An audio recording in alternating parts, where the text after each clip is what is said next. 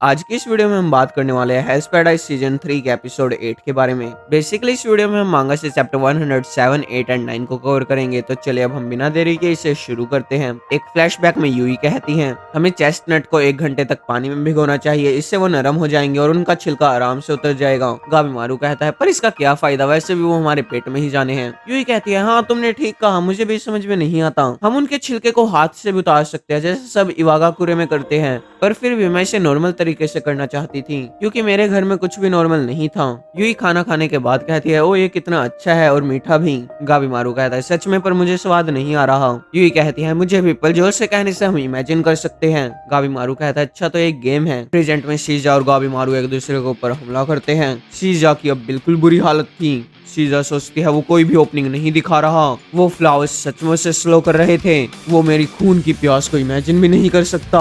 गाबीमारू कहता है ये पहले की तरह है, देखा मेरी बैटल सेंस कभी भी कम नहीं हुई थी, बस बैटल फील्ड बदल चुकी है। यूई हर मील के बाद कहती थी ये कितना अच्छा और मीठा है, पर वो कुछ भी टेस्ट नहीं कर पा रही थी। गाबीमारू सोचता है पहले मुझे नहीं पता था कि वो किस चीज से लड़ रही है। वो अपने गाँव की एक औरत को देखता है, उसका चेहरा भी जला हुआ था। मुझे नहीं पता था कि वो क्या कर रही है, ये सब मेरे लिए किसी भी मतलब का नहीं था। इस खाने का, नॉर्मल होने का, इन सब का क्या मतलब है। पर एक दिन यूई काफी खुश होकर कहती है ये कितना अच्छा और मीठा है। मुझे समझ में नहीं आ रहा कि वो क्या कह रही है, पर मैं उससे जलता हूँ क्योंकि वो ऐसा चेहरा बना सकती है। शीजा कहती है मैंने तुम्हारे प्यार को ढूंढ लिया और इस प्यार की कोई भी कमजोरी नहीं है। वो अपने बालों को अपने शरीर के आसपास बांधना शुरू कर देती है, फिर वो पूरी पावर के साथ हमला करती है। फ्लैशबैक में गाबीमारू कहता है तुम हल्की हो इसलिए तुम्हें अपनी स्किल्स को पॉलिश करना होगा और अपने बालों को वर्टिकली फैलाओ, इससे उन्हें डोज करना मुश्किल होगा।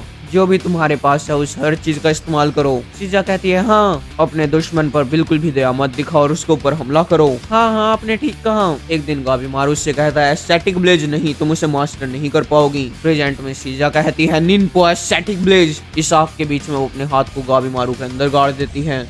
गाबीमारू कहता है ये अच्छा अटैक था शीजा, अगर मैं पहले की तरह इंसान होता तो ये मुझे मार देता, पर अब नहीं क्योंकि हर हालत में मैं वापस घर जाऊंगा, इसके लिए मुझसे नफरत मत करना ठीक है। वो शीजा को गले लगाकर कहता है निनपो स्टैटिक ब्लेज फुल फायर। शीजा सोचती है हर कोई गाबीमारू की तारीफ करता था, पर मैं बाकियों से अलग थी, मैं सिर्फ उसे पसंद नहीं करती थी, मुझे ये हमेशा से पता था। पर मैं क्या महसूस करती थी, क्या ये डर था, क्या ये मौत का डर था जो मेरे दिल को धड़का रहा था। एक दिन उसे पता चलता है कि गाबीमारू की शादी चीफ की डॉटर के साथ हो चुकी है। मुझे ये हमेशा से पता था, अब वो पुराना गाबीमारू हमेशा के लिए खो चुका था। मुझे पता था ये धड़कने डर या फिर मौत की वजह से नहीं आ रही थी। वो अपने चेहरे को बिल्कुल यूई की तरह जला लेती है, पर फिर भी अब ये सब सोचने का टाइम निकल चुका है।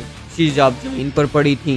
वो कहते हैं निनपो हेयर फोर्ज, वे एक साउंड को प्रोड्यूस करती हैं। गाबीमारू पूछता है एक ऐसा सिग्नल था, सभी निंजा अपनी जान ले लेते हैं। शीजा कहती है ये वो आखिरी निंजुत्सु है जो मैं यूज करूंगी। तुम्हारी वाइफ यूई सामा बिल्कुल ठीक है, वो तुम्हारी राह देख रही है और चीफ हमारे पहुंचने तक कुछ भी नहीं करेंगे। गाबीमारू अगर मैं वापस पैदा होती हूँ तो सुख में दुख में और जब तक मौत हमें अलग ना कर दे, क्या तुम मुझसे लड़ाई करोगे? हाँ क्यों नहीं, तुम जितनी बार चाहो मैं तुम्हें उतनी बार मार दूंगा। थैंक यू और आगे के लिए बेस्ट ऑफ लक। सागरी कहती है गाबीमारू हमें जल्दी करनी होगी, वो शंख वापस बजने वाला है। सागरी शीजा को देखकर सोचती है ये कितनी खतरनाक थी, अगर गाबीमारू अपनी वाइफ से कभी नहीं मिला होता तो शायद वो भी ऐसा ही होता। सागरी गाबीमारू के ताऊ को रिस्टोर कर देती है।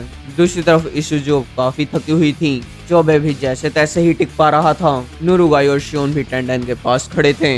युजुरिहा वापस उस शंख को बजाती हैं। फाइनली वो चारों एक साथ हमला करते हैं। जिक्का को ये सब पता चल जाता है और वो एकदम से खड़ा होता है, ये होने वाला है। तामिया कहता है क्या होने वाला है सुबह? जिक्का कहता है जब हम ऐसे ही बैठे थे तो उस मॉन्स्टर के ऊपर सूरज की कुछ किरणें पड़ी और वो ट्रांसफॉर्म हो गया। तामिया कहता है क्या तुम इसे हैंडल नहीं कर पाओगे? जिक्का कहता है ये ठीक है, मैं पहली बार मॉन्स्टर्स को हंट नहीं कर रहा। जिक्का कहता है अच्छा तो ये है वो फ्लावर मॉन्स्टर, मुझे तो लगा था कि ये क्यूट होगा। वो अपनी कटाना को फेंक देता है और अपने कपड़े उतारने लगता है। तामिया पूछता है तुम क्या कर रहे हो? जिक्का कहता है मैं फोकस के लिए कर रहा हूँ, ये काफी ताकतवर है और इससे पहले बाकी टेंडन रीजनरेट करे मुझे इसे काटना होगा, इसलिए अब मुझे पूरा फोकस करना होगा। इस वाले टेंडन में से बहुत सारे जूफा निकलने लगते हैं। तामिया अपने ब्लेड को पकड़े हुए था। जिक्का कहता है इसे इधर दे दो, वैसे भी तुम ये नहीं कर पाओगे है ना। तामिया उसे ब्लेड देते हुए कहता है तुम्हारा क्या प्लान है? सारी चीजों को सिंक में करना। जिक्का को बहुत सारी पॉसिबिलिटीज दिख रही थी। जिक्का सोचता है मुझे हमेशा ये एक्सप्लेन करने में मुश्किल होती है, ये वाला हमला गलत गलत है, ये भी और ये भी सब गलत। ज्यादातर स्पोर्ट गलत है, अगर मैंने थोड़ा सा भी ध्यान हटाया तो ये मुझे मार सकता है। ओ ये वाला स्पोर्ट अच्छा है, यहाँ से मेरा हमला पहुंच जाएगा। हवा मेरी प्रेसेंस और यहाँ पर हिलने डुलने की जगह भी है। स्वर्ग, धरती, इंसान अब सब सिंक में है, ये ठीक है। वो एक ही स्लैश में उस मॉन्स्टर को काट देता है। उस मॉन्स्टर की गर्दन अब अलग हो चुकी थी। तामिया सोचता है ये सब उसने मलबे के ऊपर खड़े होकर किया है और वो जगह जरा से भी नहीं हिली। ऐसा लगता है मानो उसे पहले ही पता था। ये ऐसा इंसान है जिसे इतिहास में सब गोल्ड स्लेयर कहते हैं। एक फ्लैशबैक में तामिया फूची से पूछता है तुमने उस दोषी प्रिस्ट को क्यों भागने दिया? फूची कहता है तुम पूछ रहे हो क्यों, मैं तुम्हें नहीं बताऊंगा। वो एक छोटे से जूफा को देखता है। शायद अब मुझे समझ में आ रहा है फूची, मॉन्स्टर्स को मारना अब मुझे और एक्साइट नहीं करता, अब मुझे बूढ़ा नहीं होना। जिक्का टेंडन के पास पहुंच जाता है और जिक्का टेंडन के पास पहुंच जाता है। जरूर तुम ही टेंडन होगे। गेंतेत्सु साइफायर है, मेरे पास उसका ब्लेड है इसलिए मुझे बूस्ट देगा। वैसे मेरा एलिमेंट कौन सा था? ओ मुझे याद नहीं। मैं तुम्हें काटूंगा और तुम मर जाओगे, है ना? तुम्हें काटने के बाद सब ठीक हो जाएगा, वो छोटे मॉन्स्टर्स खुद मर जाएंगे। पर क्योंकि वो गुंडा और छोटा निंजा तुम्हारे साथ बंधे हुए है तो शायद वो भी अफेक्ट हो। चलो भी कुछ भी हो, वो उस टेंडन को काट देता है और ये एपिसोड यहीं पर ही खत्म होता है।